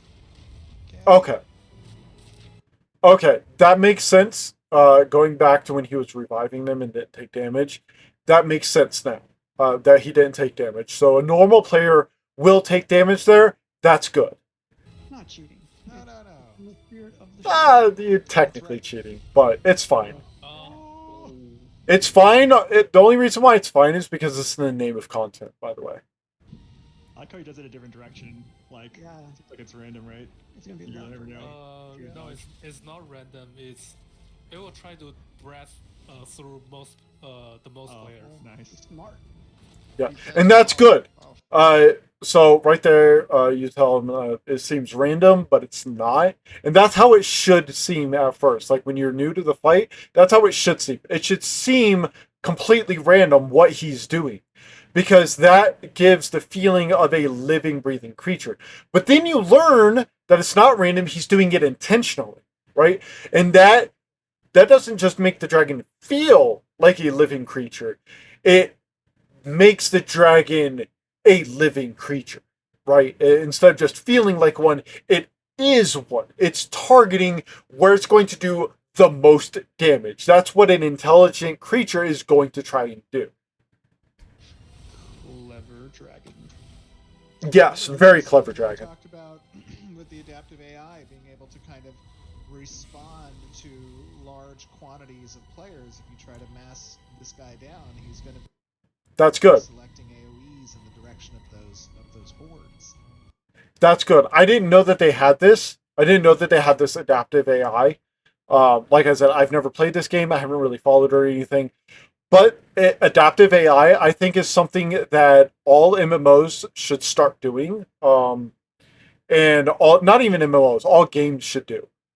They should react the way the AI in order, because making your AI feel alive is important. And having this like adaptive AI that they're talking about, where the AI is going to target either the most players or the biggest threat, whatever makes it seem like whatever player makes himself seem like the biggest threat, right? That is very important, right? But that also means that the way the tanks are designed, their abilities, the way they do their abilities, the way their abilities act, need to feel like they are threatening, right? You don't necessarily want them to do the most damage because they're just the tanks. That's not their job, but that's not their role. But their abilities should make them feel and seem like the biggest threat on the battlefield, regardless of whether or not they actually are, right? Because then it tells the adaptive AI that that is who they need to target, and not the squishy mage or DPS that is chunking them, right? So that is all very, very good. That's all very, very clever. I also love the fire embers that he kind of leaves on the ground when he does that jump. Try to get him to the middle. Yeah. Also, I think, like with that breath attack, for example, the fire should linger behind the trail maybe another half second longer, just because with that amount of fire, the fire is going to remain just because of how much it is for a little bit. Not a long time, mind you, because there's nothing being ignited necessarily that can sustain it. But that it should definitely linger a little bit longer and not just immediately fade away. Clover, I'm on my way, buddy. Oh, he's doing it again. Wrong way, dude. Coming up. Already on Brian.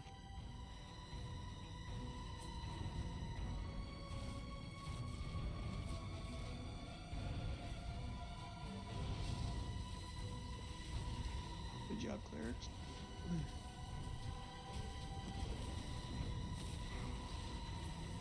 Ooh, living skill, I got you, buddy. I love seeing Bucky just slide in, giving damage shields. Oh, Okay, so now we get to see what his flame breath does to a squishy. It deletes you. I like that, honestly. I like it that, like, if you just ignore this mechanic, if you just try to be like, this mechanic's not going to do anything, then it just fucking kills you. That's good. As I'm not going to lie, as a hardcore MMO player, I'm really sick and tired of people just being like, oh, mechanics are for cars, and just ignoring mechanics and them being right. Right? Now, I wouldn't necessarily mind if they were doing it and them getting punished for ignoring the mechanic and just getting fucking deleted like Bucky here did. But I really hate mechanics that seem like they should be deadly and just aren't. So I'm really glad that, like, if you ignore this mechanic, you just fucking die. I slid my last slide. Oh no, Bucky. And alluring. Wow, a few people went down with that one. Alluring, I got you. You're coming up. now that's a dragon-sized trap on the ground. Yep.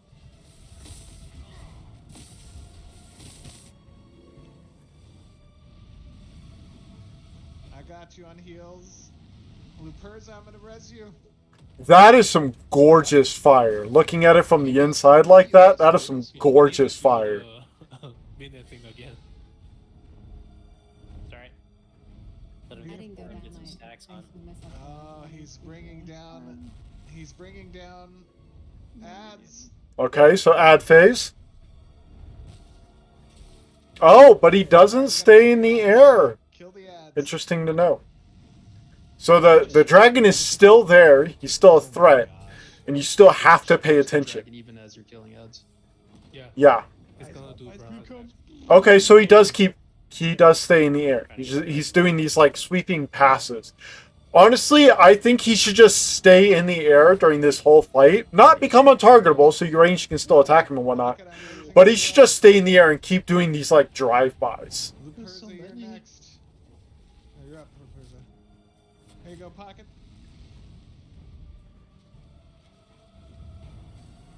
No elf, you're coming up.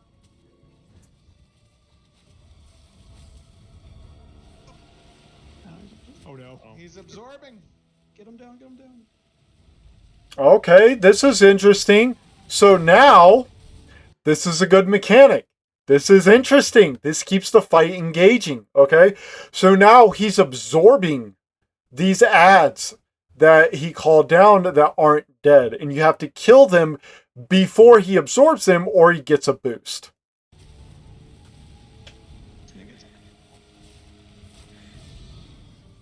He got 11 stacks.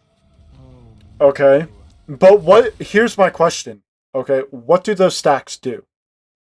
Okay. I would also like to see like some kind of visual indicator on his model. Like maybe parts of him start to glow, right? Like maybe even the darker parts of him that aren't red begin to return to that red luster, right? And begin to sort of glow with that red energy, that fire that he's absorbed. And the more stacks he has, the more intense that glow, or the more of him turns red again. I think that could be really cool.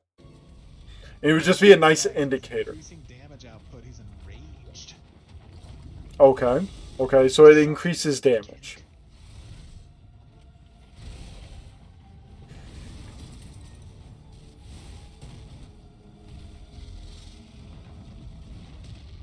Oh man. Oh, don't let him jump on you. Don't let him Let the jump on breath. you. Let the Oh. breath.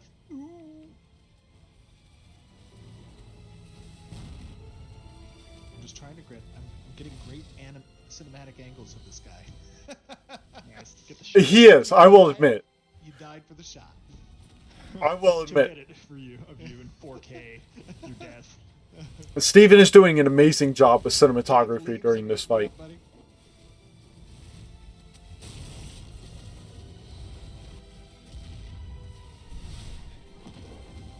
He is impressively massive.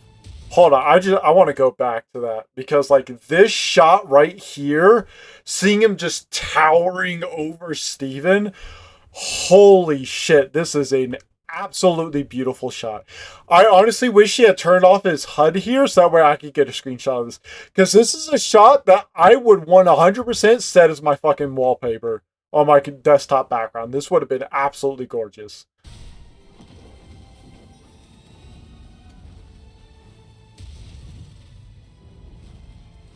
Oh my gosh. Oh my god. Lex, I got you. Oh, I got you, Dread F. Get me, Steven, behind you. I don't know where you are. There's okay. I'm getting it from somebody. Okay. Oh, my Dasha coming through Take you again. now.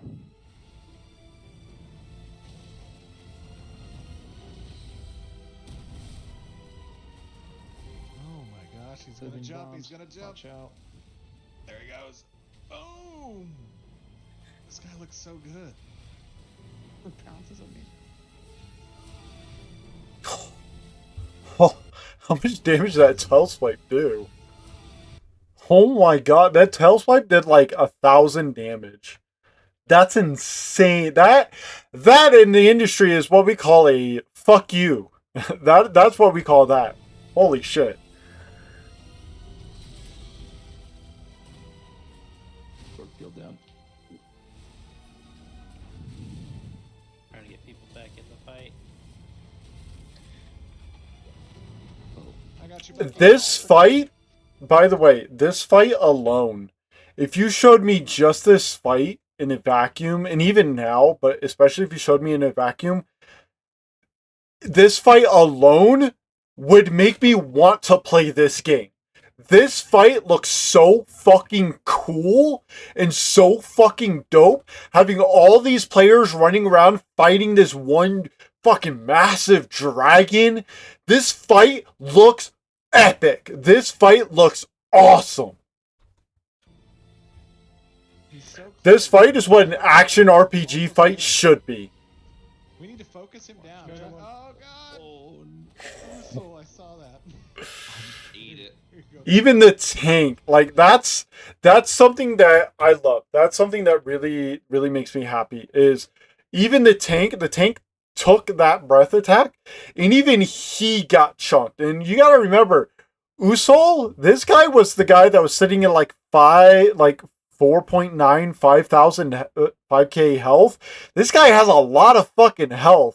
So the fact that it chunked him, a normal DPS is probably getting one shot by that attack, which is 100% what I would expect from an attack like that. my God. Oh, he's once more. Watch out. We gotta focus him. We gotta focus him. Max DPS. He's got those stacks on him. Hurts a lot more.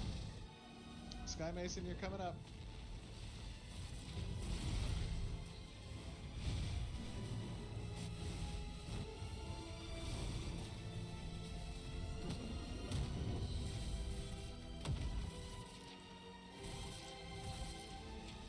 Oh, Run. get out of there! Get out of there!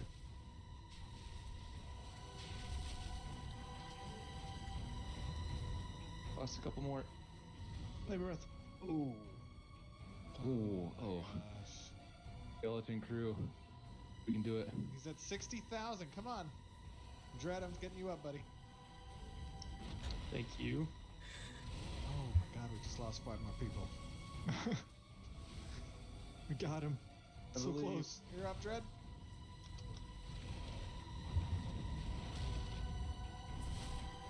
Oh no, living bomb. Here's some love unknown. Oh. Ooh, whoa.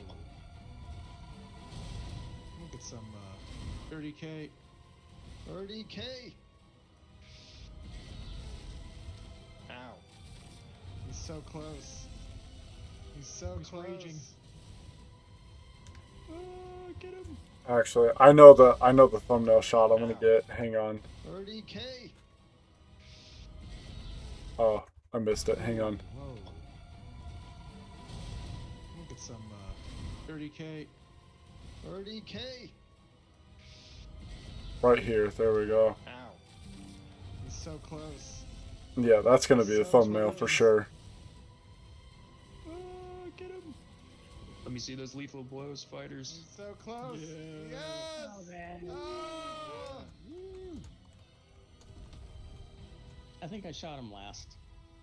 We did it. Alright, honey gets the loot. We did it. That is a cool fight. That is a really cool boss Cleric fight. life, you know? Oh, what do we got here? Okay. That loot. Ooh, red dragon scale shield. Need. Ember blade. Need. Cinder Singer. Need.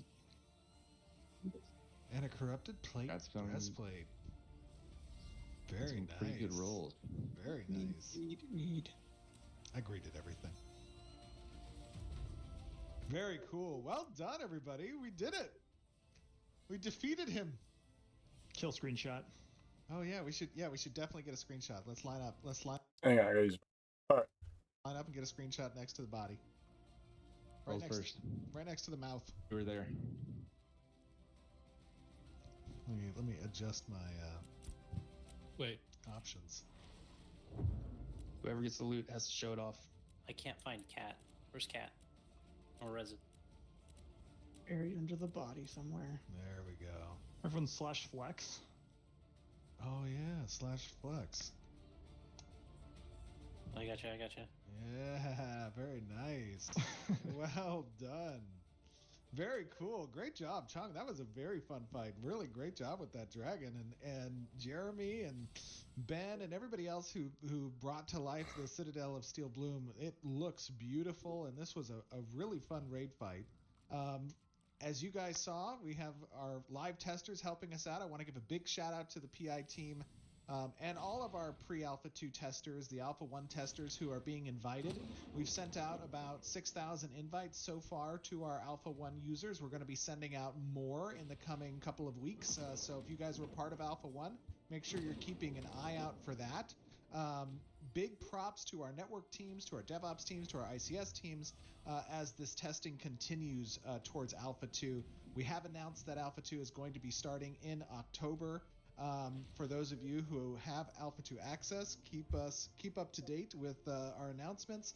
And everybody who's part of this today, thank you very much for showing up. And those of you out there in the community, we do this so that we can get your feedback. We can get your thoughts on what you saw today, both from the raid mechanics perspective, what you expect out of a world boss, how you want to see different types of abilities and mechanics within the world boss, the setting, and also points of interest like the Citadel of Steel Bloom, the lore, the story, the events that live behind that.